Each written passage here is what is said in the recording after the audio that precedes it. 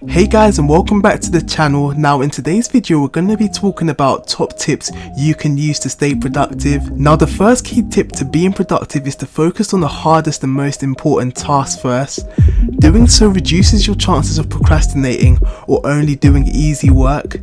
If you only create a list of things to do, you're going to get drawn to doing all of the easy things because these are the tasks that require the least amount of effort. What will end up happening is you'll get all of the easy stuff out of the way, and then later on in the day, when it comes to tackling the harder topics which require more brain power and energy, you'll end up making excuses and putting off the work until the next day, and then the day after that, and so on and so forth. It's far more effective to select the harder tasks and get them out of the way earlier on in the day. You're going to have your highest levels of motivation in the morning, so take advantage of this and get your hardest work done first. Now you may be wondering how you can decide what piece of work is the most important. A good rule of thumb that I followed throughout GCSEs and the IB was to start with a piece of work that I was dreading the most. This is often the task that is going to be the most challenging but also reap the greatest rewards in the long run. Number 2, the state of flow.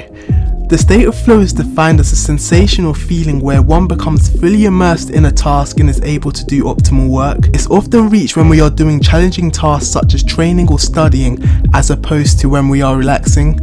The key benefit of the state of flow is that we become consumed by our work, enabling us to utilize maximum brain power and focus on our task. We reach an undistracted state which enables us to become more effective when doing our work for long periods of time. Now you may be thinking to yourself, well, how can I reach the state of flow?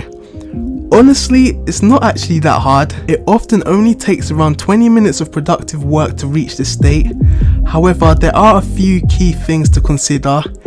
Any sort of distraction, be it checking Instagram, getting up and leaving your desk, immediately breaks the state of flow.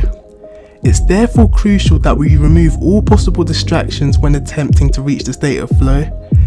This may include hiding your phone, blocking notifications on your laptop, or even leaving a note on your door telling relatives not to disturb you for the next couple of hours. Along with the benefit of increased efficiency and effectiveness, another key benefit is that our work becomes almost effortless, dare I say enjoyable.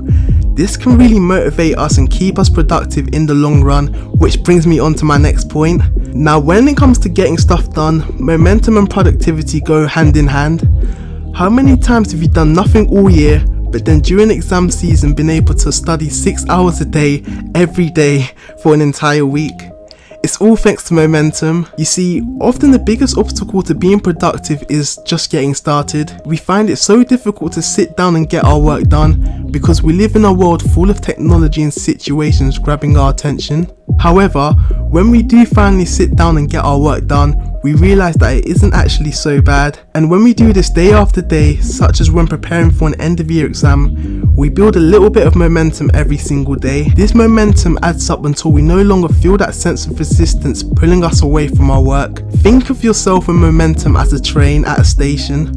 When stationary, that train has no momentum and quite frankly, it ain't going anywhere.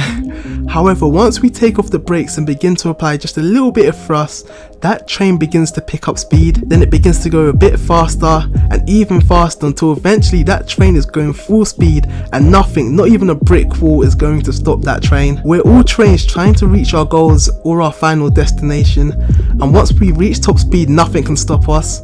However, if we keep slowing down at signals or stopping at every single station, i.e. every time we get a message on Snapchat, it's going to take us a lot longer to reach that destination of living a productive and fulfilling life. The final piece of our productivity puzzle has to do with resistance. How many times have you put off a project or a piece of work for months on end only to end up rushing the project a few days before the deadline? I'm guessing the large majority of us have done this. Whilst the work did eventually get done, the likelihood is that we get a far worse grade than our potential deserves due to the fact that we've essentially done the bare minimum of what was required of us. Now I guarantee that the large majority of us put off this work because we feel as though we have a lot more time than we actually do. We tell ourselves that our extended essay is due next year and so we don't have to worry about it. That right there is resistance.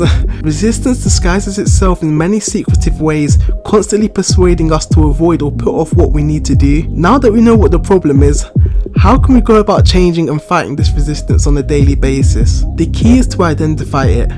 Whenever you see yourself avoiding a task, really check yourself. Ask yourself, is this really important, or am I just avoiding doing my work? Now, sometimes life does get in the way. For example, you may have to go out and get something for your parents as an emergency, but don't make excuses when you know you really should be doing your work. For example, telling yourself that you'll quickly check the news or your emails before getting back to work. That is resistance and is stopping you from doing your best work. Now, that's it for today's video. I hope you guys found this useful.